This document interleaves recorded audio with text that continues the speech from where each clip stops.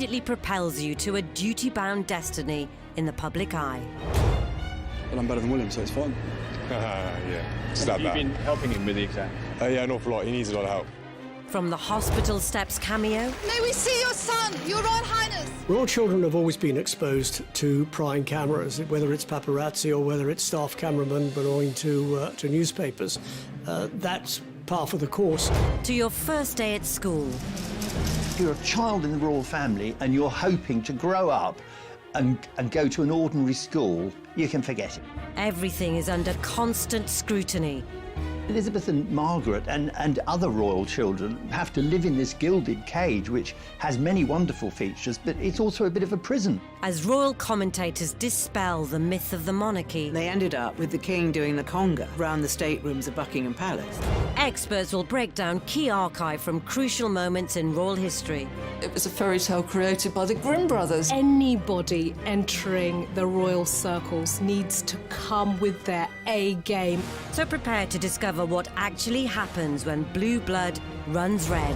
What have you been doing in here all day? This is The Royals Revealed.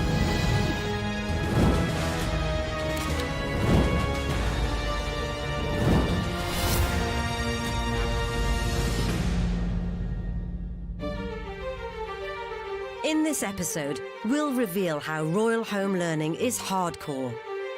The mantra was, to spoil the child is to spoil the adult. You've got a mother who is, if you like, mother to the nation, and her own son feels remote from that, removed from that. And how classrooms can be cruel. He hated his time at Cheam largely because he was very badly bullied. Charles sadly always looked uncomfortable in his own skin. Attempts at adolescent individualism are admonished. Those who are in any way imaginative like he is quickly find themselves out on a limb. Some royals may decide not to give their children the HRH title because it gives them more freedom. And hints of defying convention scorned. It absolutely terrified the courtiers because they thought she might actually do this. She was seen as a bit of a loose cannon. So as the pressures of accountability to the firm weigh heavy, is it any surprise the royals have rarely passed through their education with flying colours? But I've never seen anything quite like it before. I think I got quite a large one here. It's very, very large indeed. With the Queen now in her 90s, her childhood may seem like a distant memory. But the strength of character she has displayed throughout her reign was forged in her formative years. Thanks to the discipline of no-nonsense nanny, Clara Knight. The mantra was, to spoil the child is to spoil the adult. She was quite switched-on lady and an influence in those early days of Princess Elizabeth, and played an important part in her life because Princess Elizabeth's parents, who were then the Duke and Duchess of York, were busy working in support of George V. What Nanny said, Nanny was obeyed. There was a sort of tradition then among the royals and the English aristocracy to be, it sounds absolutely bizarre now given, current attitudes, but there was a tradition of being emotionally cold with your children. That was seen as a good thing. These orders had been instigated by Elizabeth's grandma, Queen Mary, the matriarchal force of the family. She impressed on Elizabeth the need to understand that she would always be watched. She couldn't do anything where there wasn't a risk of criticism. So there's a famous story where Queen Mary said to the governors, you must teach that child not to fidget. And what that would have done is she would have internalized that messaging from very early on and learned to follow the rules, be a good girl and conform. And that might be one of the pillars of how she functions, self-discipline, self-control and duty. And she seems to have learned that lesson incredibly well. Famously, she's supposed to have remarkable bladder control. She can sit through hours of sometimes rather boring events without ever falling asleep or having to get up and go out of the room. Nannies have been hugely important to the royals over the decades because, especially with the case with older generations, they have helped to bring the royals up. Royals used to be brought up on the nursery floor, and that meant that they didn't really see their parents until the evening. So the nanny isn't only there to educate, but also to feed, to comfort, to reassure, to help build confidence. So they're hugely instrumental figures. Elizabeth and Margaret and other royal children, right up probably to the 1960s, had this emotionally, what's a good word for it, detached from their parents' kind of childhood, combined with the huge pressure of being royals, of having at some stage to take over royal duties either as the monarch or as, you know, if you were the second son, as the spare, and the other children of the monarch who have to live in this gilded cage, which has many wonderful features, but it's also a bit of a prison. Princess Elizabeth sort of took it in her stride with all the nannies and governesses that looked after her. Elizabeth had a French governess, taught her French, and to this day the Queen speaks French. Goes down extremely well. So all these people who played a key role in her early days would look down from the heavens and say, gosh, we did a good job, didn't we? Despite the strict shackles, Elizabeth did at least enjoy some pursuits 1930s kids could relate to. But as her uncle looked set to abdicate the throne, it would change her life forever. The Duke of York is next in line for the British throne, and next to him in succession is his eldest daughter, the Princess Elizabeth, shown here with her father and mother. It wasn't inevitable that she was going to become queen by any means, because no one knew at the time what was going to happen to Edward VIII. But it was always on the back of people's minds that should Edward VIII not marry or not have children, that Elizabeth was next in line. So as George VI took the throne, it was time to start shaping up for her future. She was allowed, and against all protocol, her father allowed her to look through the red boxes, you know, the documents from government that she had to look through and sign, or he had to look through and sign. She was getting more constitutional history lessons than Princess Margaret, which was something that caused discomfort between the two sisters. And so it was always the case that George VI and the Queen Mother had to prepare Elizabeth for the throne. But outside the palace walls, there was much more Elizabeth had to learn. And her next move would be totally unexpected.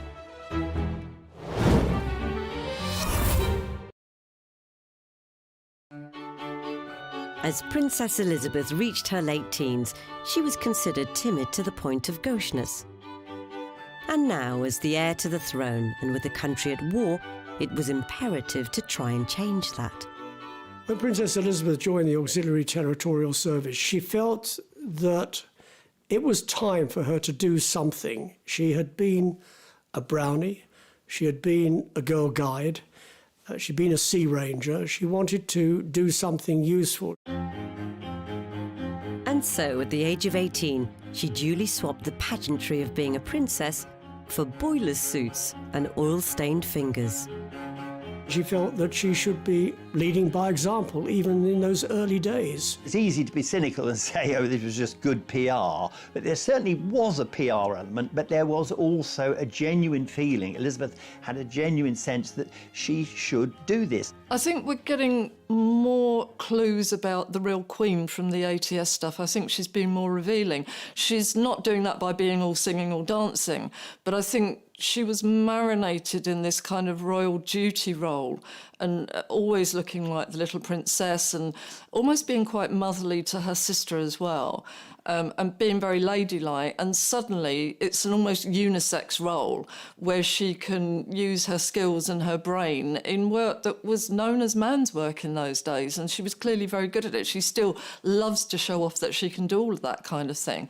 So I think she probably knew this was going to be her only chance to revel in a life like that, because after that it was going to be all about crowns and elegance and being incredibly ladylike.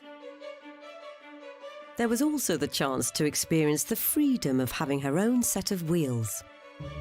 She suddenly was out in the wider world. She wasn't living any longer in a palace surrounded by servants. I mean, she certainly went back to that, but it would have given her a glimpse of the wider world, and it would have given her practical skills. Though she was careering around in trucks in her teens, the Queen has never had to take a driving test. Queens don't take tests, certainly not in those days. She learned to drive on the private estate. She doesn't drive on public roads at all, so there's no need to take a test. She's a good driver even today. I've driven with her, never worried at all. But if there was a trace of the regimented lifestyle being eased, that all evaporated a few years later with her father's death, as the premature end of one reign meant the sooner than expected start of hers. The biggest test for Elizabeth certainly came when her father died. And I think also Elizabeth, she did have a strong sense of the history of the royal family, and she knew that her situation as a very young woman becoming the monarch of what was still then a pretty big empire, was paralleled by her ancestor Queen Victoria, who became queen at a very young age and was remarkable in very quickly getting a grip on what was seen as, in Victorian times, an even more difficult task for a young woman. The shock of her father's death was trauma enough. Then Elizabeth had to step into becoming queen at the age of only 25. Now, when somebody experiences the traumatic loss of a parent, sometimes their way of dealing with it is to throw themselves into work. And I wonder whether this is something that she did. She just focused on her duty. The narrowness of her education was the perfect preparation for being the monarch, because she's very single-minded. She hasn't been distracted by all sorts of other intellectual possibilities. And so that focus has enabled her to hardly put her foot wrong for decades while she does this one job that she's really, really good at. But no matter how well she took to becoming the monarch, her sense of duty had a knock-on effect for her own offspring. Charles was a lonely child, primarily because the Queen had to go off and do the job for which she was anointed to, and therefore had to leave the children around. Prince Charles was only 3 when his mother became queen and knew no different. So from that point onwards, his destiny, his path was marked out before him, even when he was just a toddler. You've got a mother who is, if you like, mother to the nation, and her own son feels remote from that, removed from that. And I wonder whether, from his point of view, that psychological and emotional bonding and closeness didn't happen in a way that made him feel secure with her. By the time he was 8, the Queen and Prince Philip decided Charles needed the company of children in a classroom. Someone said he thinks too much for someone so young. And throughout his life, but especially when he was a child, it's very clear that he was, I wouldn't say oversensitive, but certainly more sensitive than would work to his advantage. So Charles became the first heir to be educated outside the palace. He hated his time at Cheam largely because he was very badly bullied. I think he didn't particularly enjoy being away from home and was terribly homesick. The students there seemed to perceive that if they befriended Prince Charles, they would be accused of sucking up. Even Sports Day, supposedly one of the highlights of the term, brought the embarrassment of having to introduce his parents to his classmates. And his exacting father wouldn't have been impressed by his aptitude for competition. Philip's answer? Get tougher. He's making the decisions about what happens to the children and where they're educated. And he wants his son to go to Gordonston, where he feels his sensitive child needs to be toughened up. Although Gordonston suited a character like the Duke of Edinburgh down to the ground, very self-possessed, more academic, with great sporting prowess, it was absolutely the wrong environment for a boy as sensitive as Prince Charles was. He still hasn't fully forgiven his father, even now, all these years later, for those early experiences. Having made it through his hardships in the Scottish Highlands, ending up as head boy with 5 O-levels and 2 A-levels, Charles made his way to Cambridge. Prince Charles famously was admitted to Cambridge with grades at his A-levels that no other human in the world could possibly use to get into Cambridge.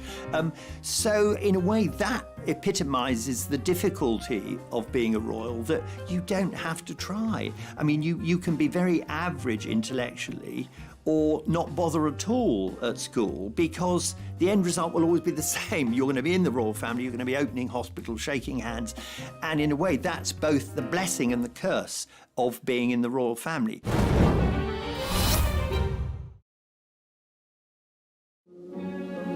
Prince Charles, the future King of England, becomes a college freshman. Lord Butler, Master of Trinity, greets the Prince, who will major in archaeology and anthropology. The heir to the throne looks like his mother and walks like his father.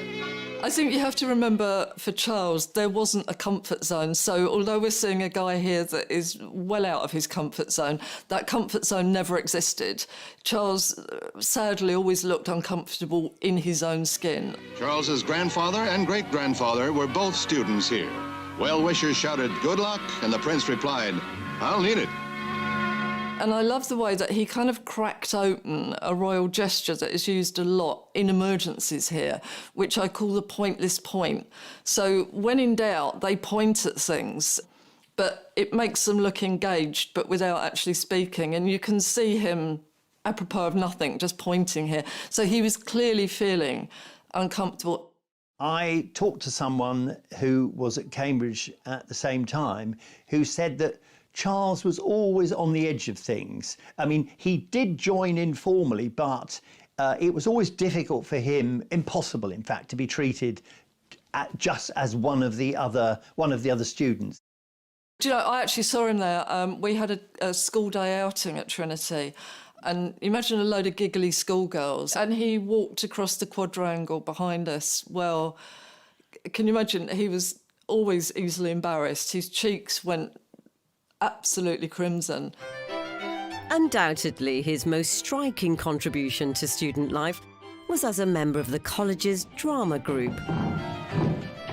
And here I am, showing just how adaptable the sports commentator can be. All alone on in a deep-sea fishing boat with just my rod and line, the great unknown, a few helicopters and ASDIC, but yes, I do believe I got a bite.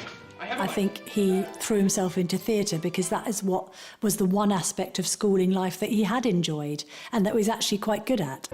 His versatility encompassed enthusiastic sports reporter. Take up the strain. This is most exciting, ladies and gentlemen. I've never seen anything quite like it before. I think I got quite a large one here. It's very, very large indeed. An eccentric guy besieged by hostile bagpipes.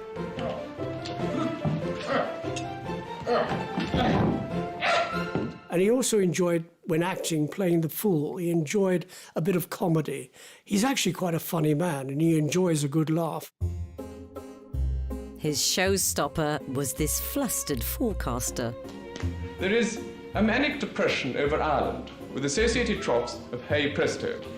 An obsession under Sweden may develop or be relieved by a warm front. Behind that will come a cold back. Whatever comes next. Doesn't happen in the BBC, does it? When he does dry, he just stands there. Temperatures will be slightly reduced and bargains may be had in all departments.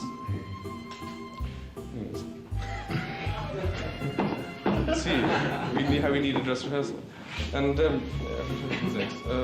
his cheeks go absolutely livid and we can see them getting redder and redder and redder, so we know he's dying inside. Oh, yes, he is. But I suppose, you know, he'd been pushed at Gordonston, he'd been pushed all his life. You could probably hear the Duke of Edinburgh yelling at him, "You should never have done this anyway, but now you're up there, you've got to finish it." Fortunately, he remembered his studies better than his lines and wound up with a 2-2. Oh, yes, I know. Legend has it the bodyguard who was present at all the lectures got a 2-1. He's one of these people, and there are a lot out there, who learn a lot more out of school than you learn in school. He's a very well-read person. He's a very intelligent person, and he'll put himself to any topic of conversation. You'll never stump him when it comes to conversing. You can come up with some esoteric subject and he'll be able to talk about it. So he's a very well-read and learned person and an interesting person as well. But if you compare today to what he was like at school, two completely different people. When Charles became a father to William in 1982 and Harry in 1984, outward appearances may have portrayed one of harmony. His parents' main concern is to give their new baby as normal an upbringing as possible. Prince Charles is even said to have changed Prince William's nappy. But inside the family, there were several conflicts brewing. So although the new prince will share Prince William's nanny, Barbara Barnes, who's always there when Mummy and Daddy aren't, his parents will try and be with him as much as they can. Diana had a strained relationship with Barbara Barnes, who was William and Harry's first nanny. I think she got quite jealous of Barbara because she had grown so close to the princes. And being a maternal figure and somebody who wanted to be hands-on, I think Diana didn't want to be pushed out. Diana didn't want William and Harry to be brought up on the nursery floor. She loved to look after people, so she was a great nurturer. Got to remember that before Diana married, she was an assistant at Little England kindergarten. She had an affinity with children. She adored children. If she could have had an army of children if she tried hard enough. We have all seen those pictures with her outstretched arms, hugging William and Harry. She ripped up that royal handbook. Why? She's a product of different times. You know, perhaps a lot more psychologically aware about what her needs were. She knew what she wanted in her life. She wanted to be hugged. She wanted to be loved. Royal staff witnessed this contrast to previous generations firsthand. When I was working at the palace, William and Harry were just like normal children. They knew that their mother was special. They knew that their father was special.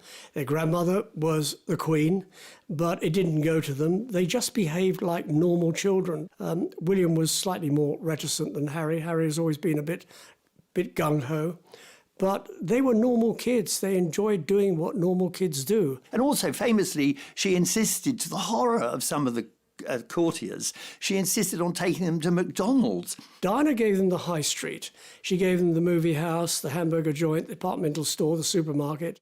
Diana may have been fighting a losing battle to try and give her kids a normal upbringing. Why? Because they are privileged, they are royal, they're already in, if you like, that gilded fishbowl. That's where they are. But I think her attempts to do so may have given them some more balance. You know, showing regular people, taking them to charities, you know, seeing real poverty may have also been messages that they internalise so that they have a much more balanced outlook rather than just one worldview, which was narrow and privileged and remote. How to play on the ancient appliance. There's a kind of an intentional gesture here that, no, this is just a photo opportunity. We do it to keep the press off our backs, and those kids will probably just stand there doing the royal thing, and the Queen will stand there next to them with approval signals, and all will be well. But what they hadn't reckoned on was Harry and William. It is absolutely hilarious. Diana's boys come flying out. Those boys have no heed of the camera whatsoever, and that's quite remarkable. They just see the fire engine and it's major clamber time, and you can see Diana just standing there, not intervening, because clearly she wanted normal children, normal boisterous children. But the Queen is almost quietly imploding. You do not see the Queen using body language very much. It's as rare as hen's teeth. But there's a huge display here. She emerges anyway with an unusual hand gesture for her, meshed fingers in the clasp. And I think that's because she's holding on to her temper for dear life. She also, when she comes out, you can see her licking her lips, which is a sign that the adrenaline is beginning to build up, that all is perhaps not well in the firm at that point. And then you can see her face when she's watching them clambering around. And again, she's biting her tongue to not tell those children off. And it's very much old-fashioned royal parenting as opposed to Diana's hands off, they're young, let them have a good time. So I think Philip and Elizabeth, when they saw Diana doing this very modern version of parenting, not wanting to go away on official trips too often to be away from the children. I think they felt that Diana was taking it too far, and that's where we reached the point where duty and private life come into conflict. I think the Queen, Charles, and Prince Philip felt that Diana was sacrificing duty to some extent to this notion that she had that she should be an ordinary mother. But did Charles's worries have an even more damaging effect on the family dynamic? Someone said to me, Charles was jealous of all the attention that William and Harry got from Diana, which takes us into the whole psychology of perhaps Charles needing someone to mother him. Ever since Prince Charles became the first heir to be schooled outside the palace, any subsequent royal foray into education has grabbed the media's attention. Royal children have always been exposed to prying cameras, whether it's paparazzi or whether it's staff cameramen belonging to newspapers. That's par for the course. Royals kind of have to make a fuss of their children's first day at school because we demand to see the pictures. For William and Harry, this fascination began at nursery. Prince William is an old hand. He went to this school for a year. The Princess of Wales made sure young Harry was centre stage for the well-practised wave. I'm not sure the royal children particularly enjoy it, but it's just a royal rite of passage. 2 hours later, the young prince left for home. He'd made a pair of binoculars and showed a joyous determination to beat the press at their own game. The Paps were a constant for every new first day that followed. William and Harry started their schooling life at Wetherby Prep before moving on to Ludgrove and then going to Eton.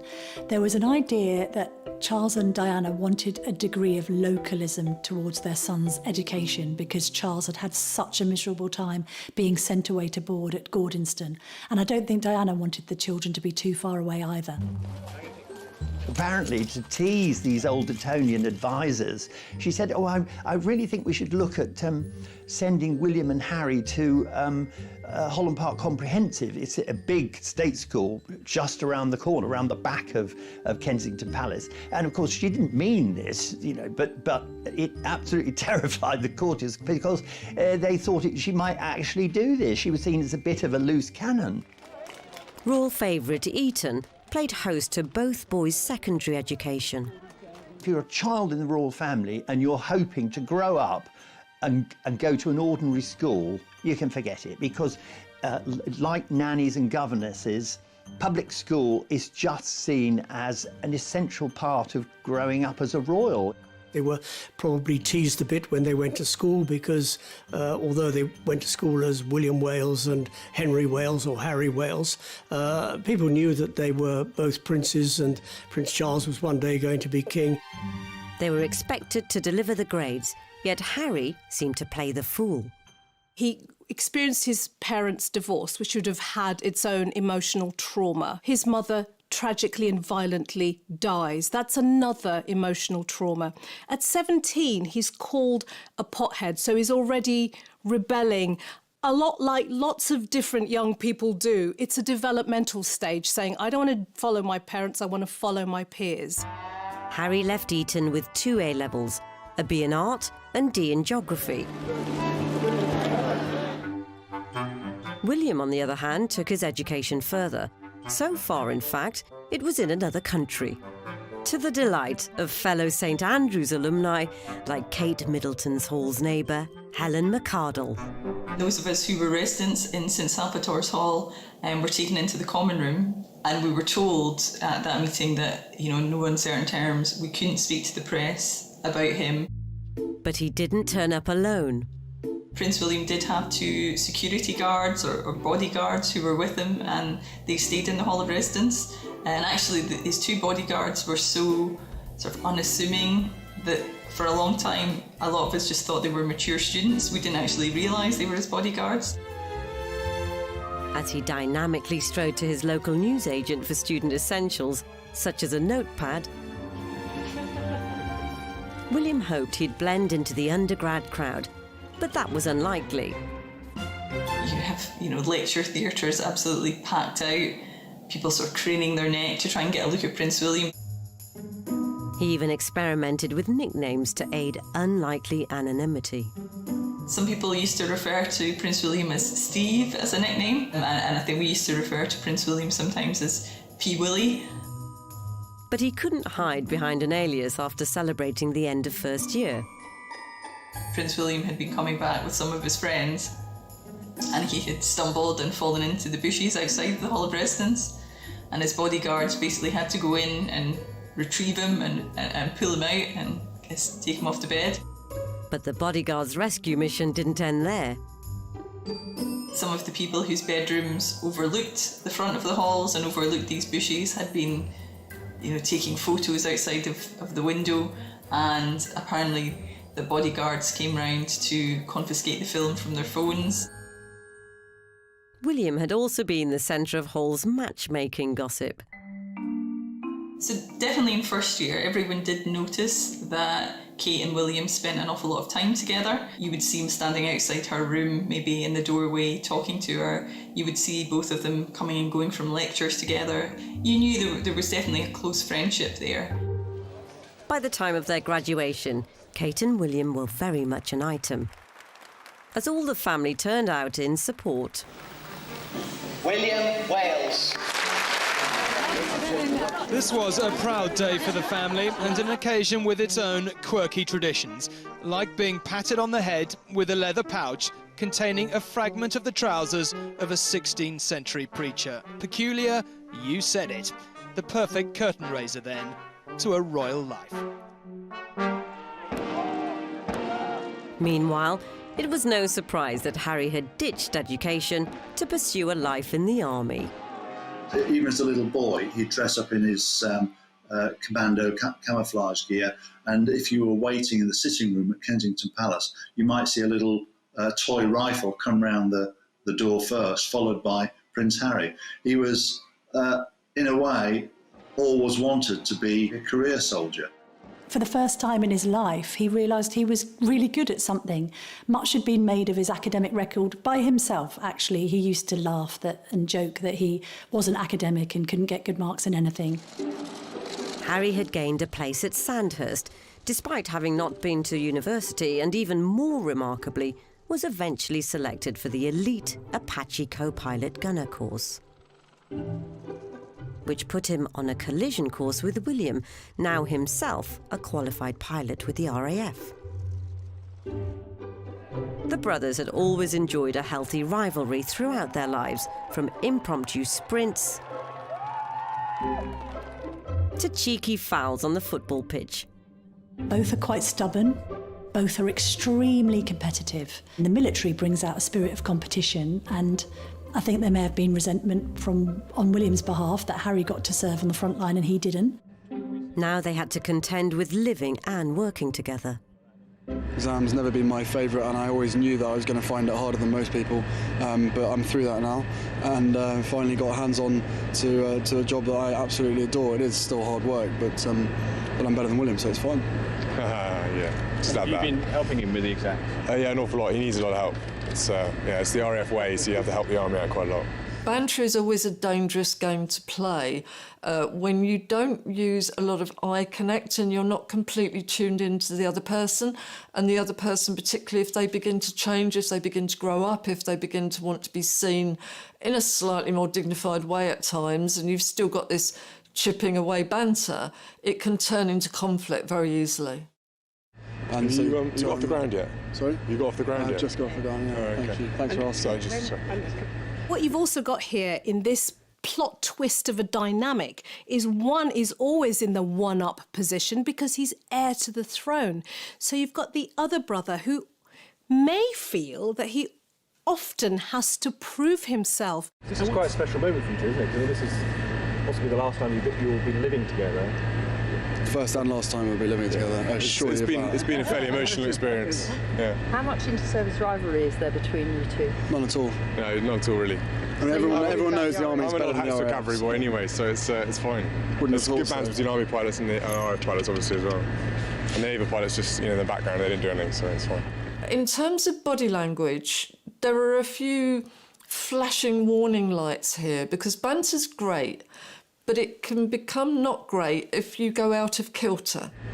Well, bearing in mind I cook him and feed him basically every day, I think he's done rather well. You told us the other week that he did all the washing up. He does do a bit of the washing up, then he leaves most of it in the sink, and then it comes back in the morning and I have to wash it up. Oh, the lies. Unbelievable. And when you watch people who are very, very good at banter and continue to be good at it, when they're joking about the other person, and the joking can be quite vicious, you know, I mean, William, very humiliating with Harry, keeps bantering him back to being a naughty boy that won't do the washing up, you know, oh, he snores, all these kind of things. And that, if you're going to do that, you can maybe get away with it, but your body language needs to be in tune. You need to be watching one another all the time and checking that that's not hurting, that you're not getting annoyed with that, and that you're in the right circumstances. And it's somebody's birthday on Sunday. Are you a bit nervous? Any presents you want your brother to get for you? Basically, he's probably only literally just realised that you said that now, and hasn't got me a present, but I wouldn't expect anything else anyway. I'll be lucky to get a card. It's not obvious that he's growing old, is it? And sparked a media frenzy. Ahead of him, all the strangeness and the razzmatazz of being the son of the future king. Wonderful, this news about Princess Margaret having a baby. I think it's gorgeous. We've even placed bets on what they'll be called. Have you any choice of a name?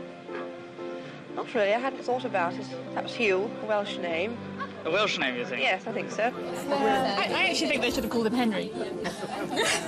I like the idea of Henry the Ninth. Henry the Ninth! With Prince William, a father of 3, and Harry welcoming Archie into the world, scrutiny surrounds how the new generation will be raised. And the Cambridges have gone down a traditional route.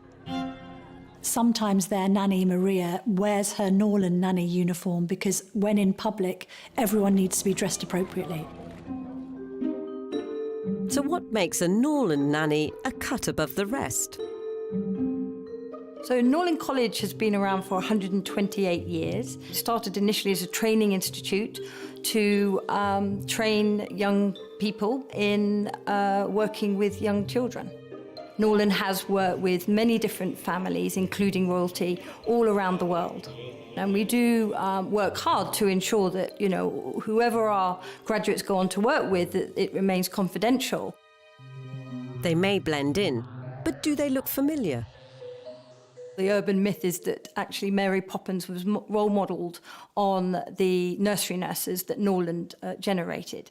In fact, the uniform or the costume that Mary Poppins wore was very closely linked to the uniform that the nursery nurses first started to wear in those days.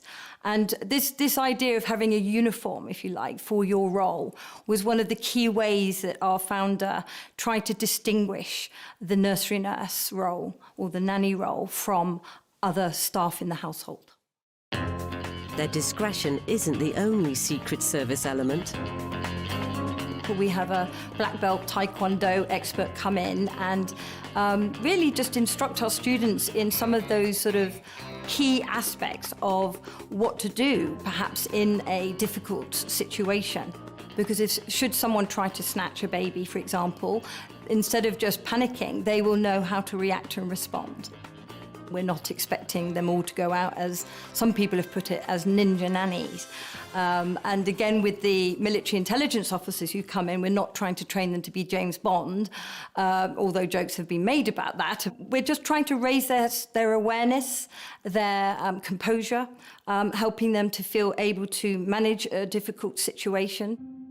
So it's no surprise they get the royal seal of approval.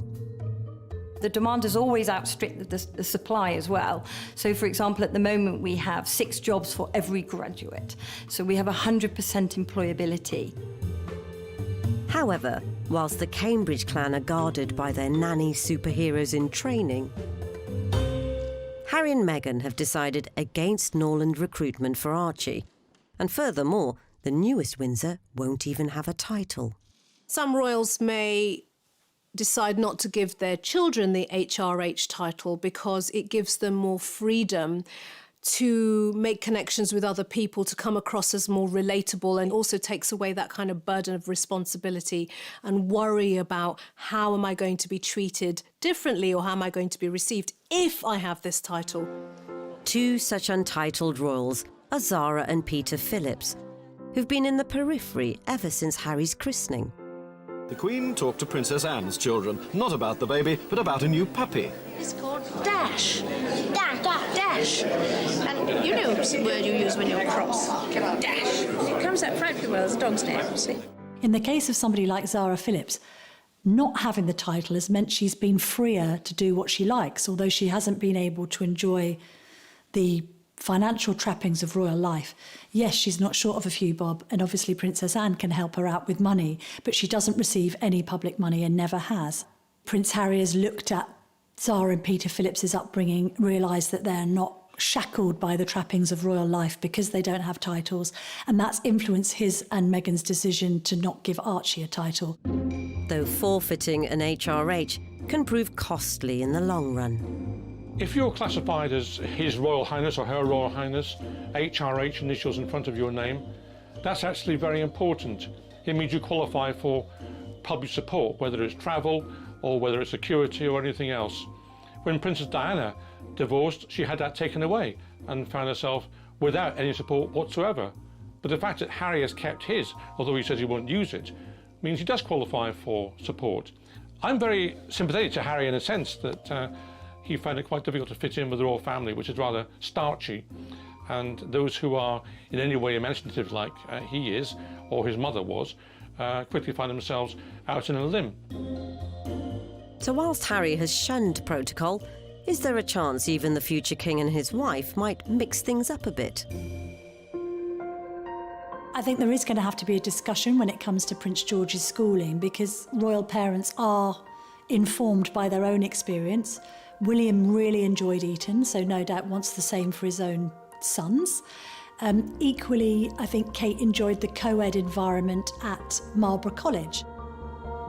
Bearing in mind Marlborough has been the subject of royal visits down the generations, it's a world away from a state comprehensive. The schools love the idea of having a royal there, and they probably all vie for the idea of trying to coax a royal into their establishment. But at the end of the day, it's the parents who decide. And the parents decide off the back of whether the child likes it or not. So it's not a done deal. Kate and William are, by all accounts, they're just like normal parents, whatever that means. They're very affectionate. The Duke and Duchess of Cambridge really appear to have stepped up to the plate.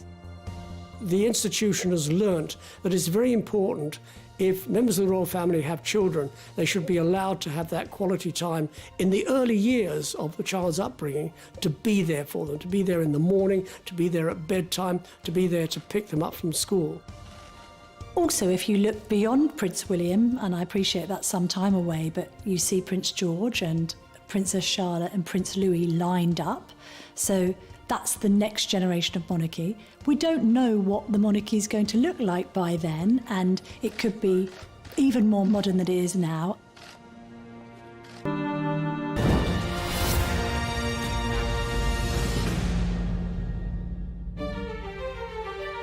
In this episode, we'll reveal how royal home learning is hardcore. The mantra was, to spoil the child is to spoil the adult. You've got a mother who is, if you like, mother to the nation, and her own son feels remote from that, removed from that. And how classrooms can be cruel. He hated his time at Cheam largely because he was very badly bullied. Charles sadly always looked uncomfortable in his own skin. Attempts at adolescent individualism are admonished. Those who are in any way imaginative like he is, quickly find themselves out on a limb. Some royals may decide not to give their children the HRH title because it gives them more freedom. And hints of defying conventions scorned. It absolutely terrified the courtiers because they thought she might actually do this. She was seen as a bit of a loose cannon. So as the pressures of accountability to the firm weigh heavy, is it any surprise the royals have rarely passed through their education with flying colours? But I've never seen anything quite like it before. I think I got quite a large one here. It's very, very large indeed. With the Queen now in her 90s, her childhood may seem like a distant memory. But the strength of character she has displayed